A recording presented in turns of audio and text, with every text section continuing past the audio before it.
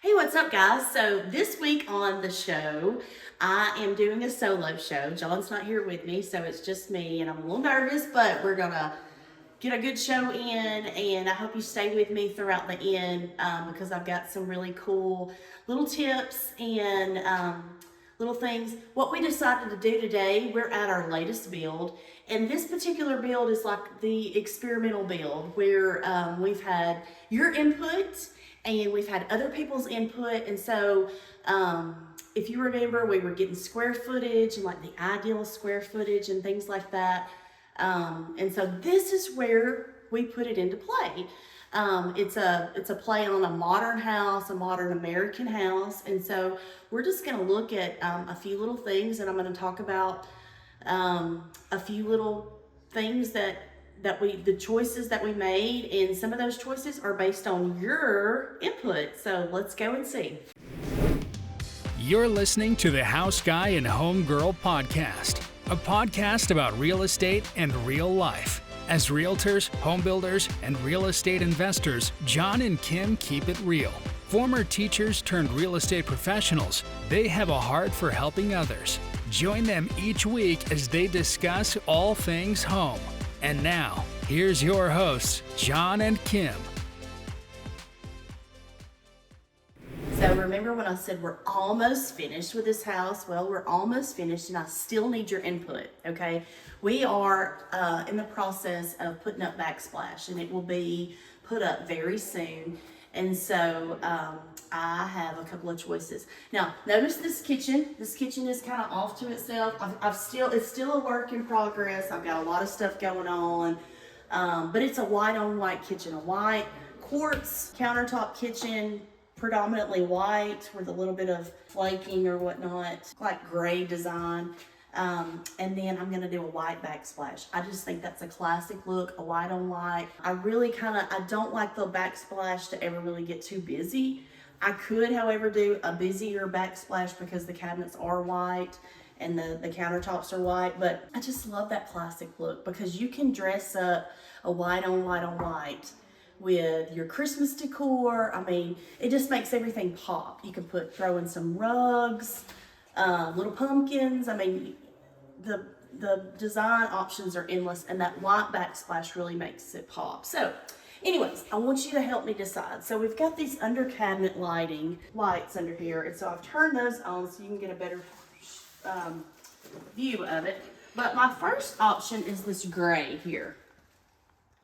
That there. And if you'll notice, I chose this particular backsplash. I still like the old school subway tile, but I want it to be a variation of that, because that does kind of, you just get tired of seeing that. And so this is kind of a play on the older subway tile, so it's a little bit longer, but I want you to look this scalloping.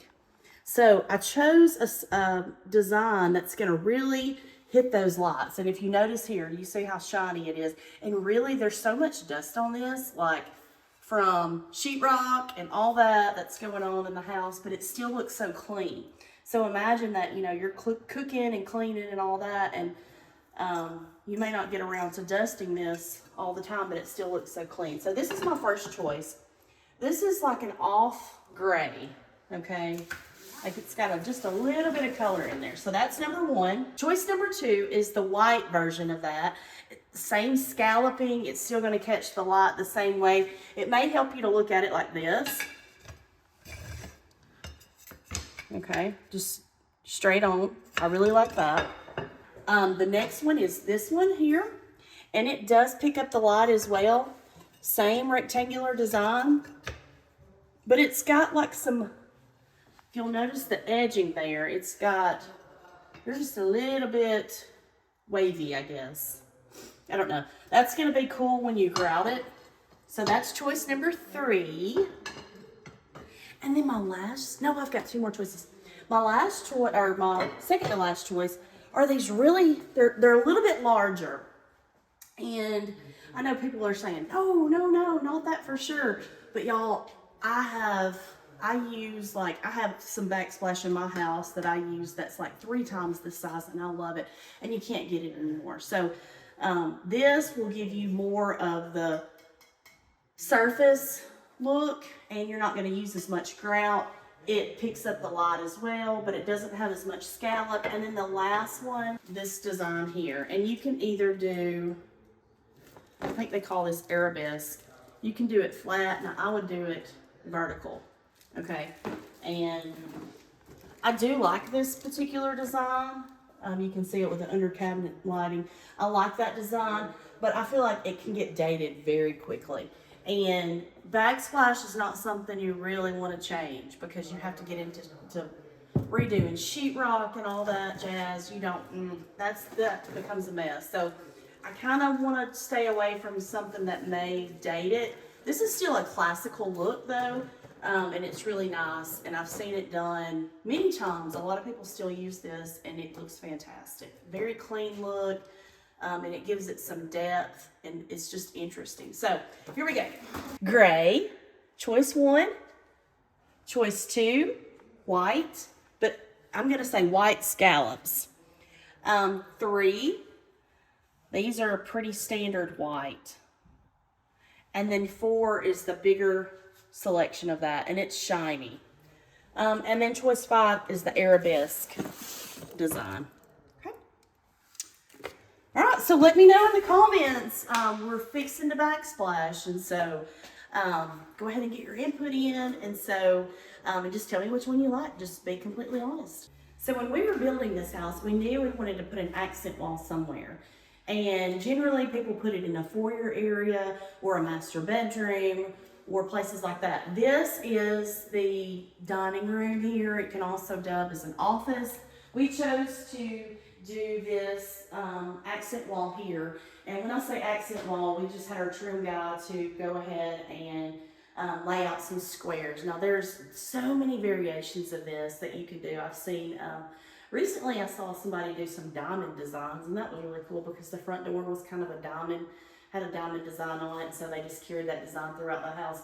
But this particular accent wall is there's squares, and when we laid it out, like we had to kind of do some math in our head, and so that was kind of neat, you know, how many rows we wanted. I think if I did this again, I would probably make the squares even bigger, okay? And let me tell y'all something, like I need to get my photos out, but so there's so many things that have an external birth, I guess, to some of my designs.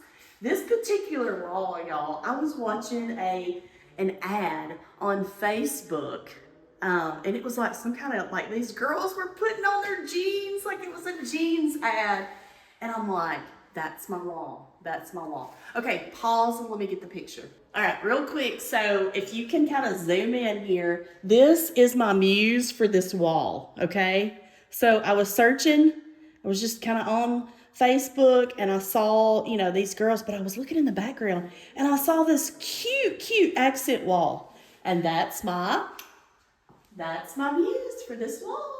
Anyway, so, you know, you just kind of have to look outside externally, like, you know, what, oh, I like that, I like this, I like that, snap a picture and then make it happen. So that lady, I don't know who she is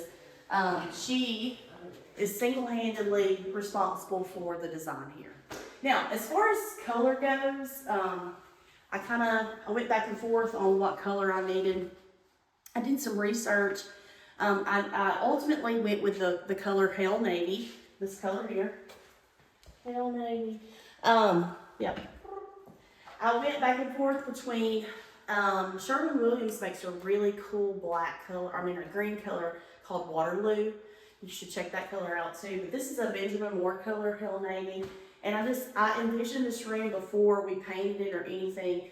I could see like a rug splattered with like some navies and some coral colors, you know, and that brought out in like, you know, the other designs of this room. And so that's where that whole inspiration came from. Now, if you do want to do a wall like this, I would suggest using an eggshell sheen. Do not use a shiny sheen on this wall, because if you do, it's just really going to be in your face. So make sure if you do an accent wall, make sure you use the eggshell sheen. All right, guys, let me talk about the front door real quick. We used a wood door here, and you know, it can be painted, it can be stained, whatever, but it does have to be either one of the two. Okay, it can't just be the raw wood because it will deteriorate over time with the weather and all those things. And so I chose to stain this particular door, and stain can be tough. It really can be a tough choice. Generally, I like to stay with the darker stains, the espresso, the walnut, special walnut, all those kind of darker shades, because it does hide certain blemishes and things like that. And over time, the sun will lighten up your stain as well.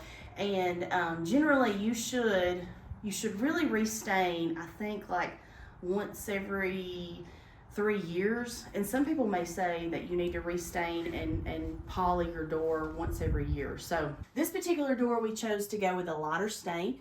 And so this particular stain is weathered wood. Now they've stained it, or they sanded it, cleaned it, and then they stained it, and now they're in the process of polying it. And so I think there's one coat of poly currently. This is the doorbell, in case you're wondering.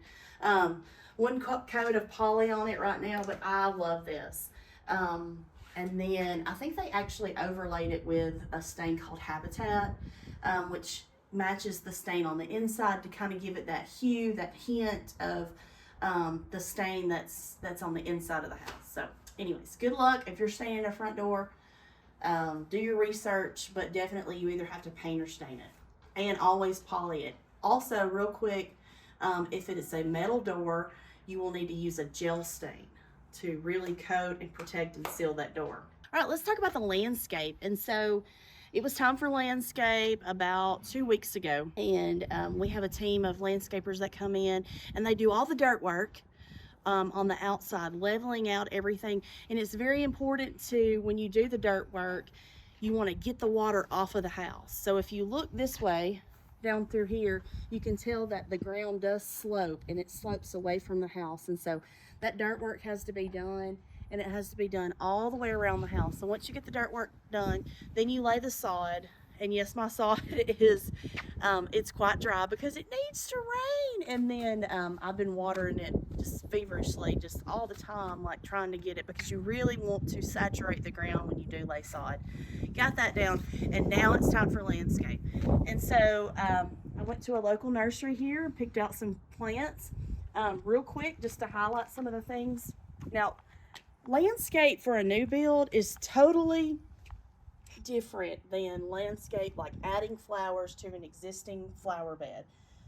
You really have to look at what you have. What are the dimensions of your beds?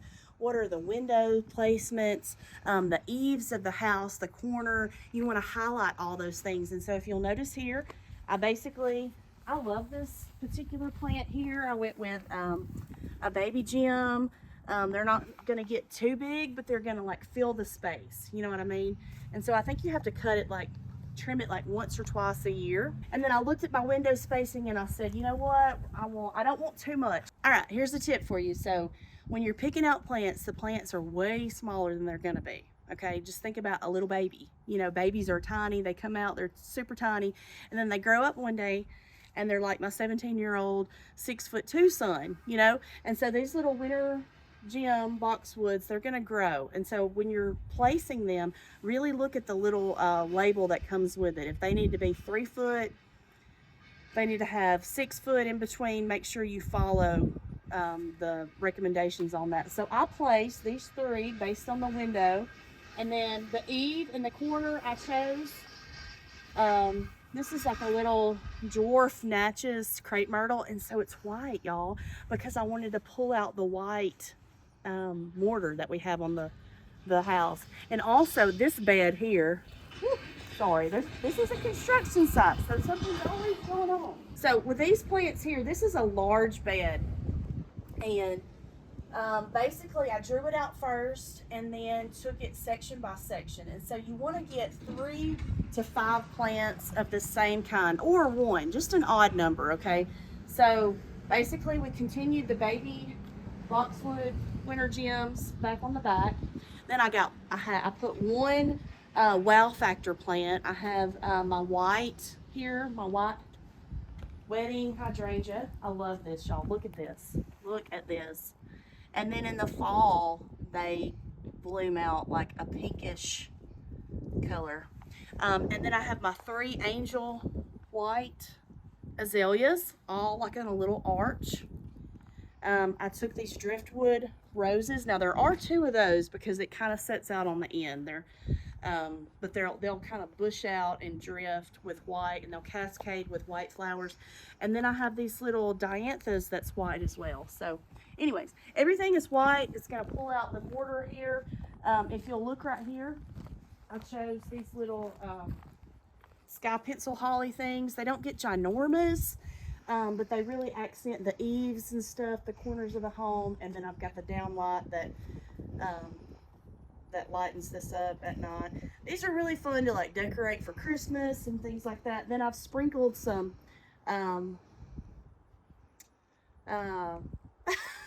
monkey grass.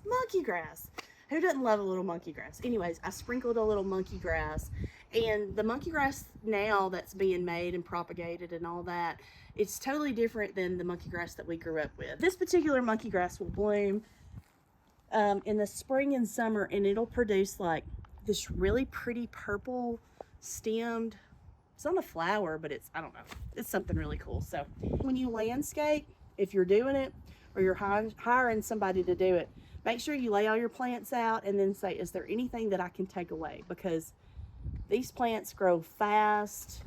Just, plants in general grow fast, and you don't want to clutter and clog things up. You want to be able to see the mulch there. Back at it, we're in the kitchen. I want to talk about some cabinet features here. We added a few little things in the cabinet. This little, you only have, so let me just go ahead and start by, when the cabinet layout is done, you want some bigger cabinets like these side by sides, for, of course, like plates, cups, things like that. And so I have 3 giant side by sides. And then you want to kind of continue, well, you only have so much space. And like there I have a dishwasher that I have to put there. And so we have to configure what's going to happen on the lower side. And so basically I have to match this with that and that with that. And so we added a drawer here and this. And then I love a good drawer set, y'all. I love them. I want you to look here though. These are actually the dovetail cabinet drawers, a little bit more higher end. We also added a few features in here. These little pull out here things. So these are for utensils, super cute. So when you're baking or whatever, or scrambling your eggs, you can grab your whisk and some things down here. I also have 2 more of these drawers that I've placed. Same thing, I've got 2 doubles here. These pull outs, this is for pans. You don't want to be digging around for a pan. I know that my current house, like you have to pull out a door and then stick your hand in there and move some pans around, and it's kind of hard to do. Then I've got a spice rack here. And of course, we've got a lot of cleaning to do, all the dust and debris from cabinetry. The spice rack I like because we do these vent hoods now that I like. Old school in the 90s, people did a lot of microwave vent hoods over the stove, which is fine, and it's very functional. But I really like this vent hood because you can decorate it with a wreath or whatever. But in doing that, I have no cabinets here. And so a lot of people put spice racks above their stove. So I just replaced that with those, and you can get a good picture of that. Last but not least on my cabinet, 2 things. So I wanted to also conceal my microwave. So, and people don't really use a microwave a lot anymore either. We use most of the time our, what is that? The air fryer. But here's my microwave concealed. And so you're not seeing that from the living room. Last but not least, I always like to add in a trash pull-out. And a lot of houses have these now, but definitely, I did lose an entire cabinet, but my trash is concealed. So, and then also, some cabinet people don't like to put these little pull-out things, but I like to add these. Talking about the mantle here, which has a wood mantle. This is actually called a floating mantle because it's, floating on the brick fireplace. We've got a hearth here, and so I chose not to do the legs. I've got a lot of things going on, and so I didn't want to gum it up.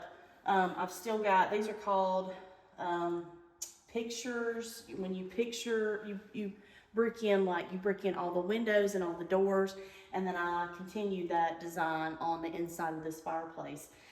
So I didn't want to add legs and all that to it. I just really wanted to have a real simple mantle. Now I could have went white with this mantle, which would have looked grand. I could have followed, I could have went white with the trim design, but I just wanted it just to be simple, okay? Here's the key with a mantle though. First, decide what you're gonna do. Are you gonna stain? You're gonna do a stained wood color, or you're gonna do a painted wood color. Some people actually will go and find like a really nice piece of wood from a barn you can use as a mantle. That's really cool. I've seen that happen. You can't always predict that, and they don't always come out level. I sold a house with a mantle like that, and we had to actually make sure, even though it was a brand new house, we had to make sure to get a lead-based paint consent because it did come out of a barn. So when you're dealing with reclaimed wood like that, you have to be careful with just an array of different things, but it's super cool. It adds that really unique factor to a home. But anyways, I chose this simple design. This is actually an early American stain. I didn't want to match the floor, but I wanted it to just be cohesive. The biggest thing for me after you choose what kind of finish you're going to put on it is how high you want your mantle to be. And you may look at this and say, well, you could have had it a little higher. Actually, you got to think about your TV placement and things like that. So you don't want to put a lot of people mount the TV to brick. Some people don't use a TV at all, but regardless, you're not going to set a picture down on the mantle usually. You're going to place it, hang it, or hang a TV. And so when you think about that, you're going to hang it at least 6 inches above the mantle. And so if your TV is going to start 6 inches above the mantle, you just really, you've got to be careful with how high your mantle goes. Here, since I did this picture brick, I wanted to stay off of it one brick and then hang it. So there you go. Love this fireplace though. When it gets all cleaned up, this is still a work site. So, all right, and talking about lighting, when you're building a home, you frame it up, you get the sheetrock done, and then the electrician comes in and he starts to hang boxes.